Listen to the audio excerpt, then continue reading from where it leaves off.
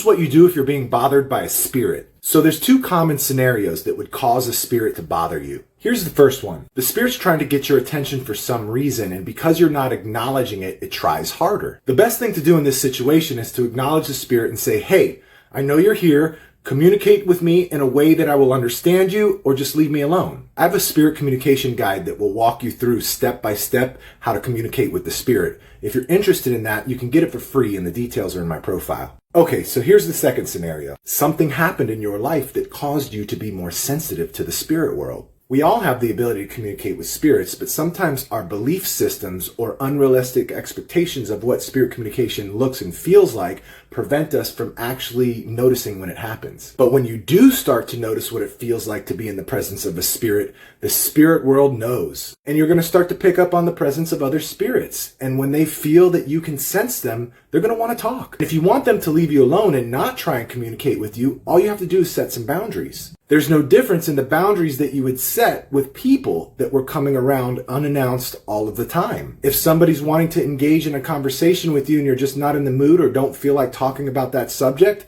what do? It's the same thing that you would do with the spirit world. And for me personally, what those boundaries look like are kind of like office hours. You know, I like to talk to them all the time. I'm okay with it being out in public and them coming and wanting to chat. I'm cool with that. So my boundaries are, come on and let's chat, as long as I'm not with my kids, sleeping, or with a client, or anything else that's going to take my attention away from being able to have a direct conversation. And then if the spirit tries to engage in one of those times, or when I'm not ready to communicate with them, I just tell them, not now. Give me a follow for more spirit communication tips.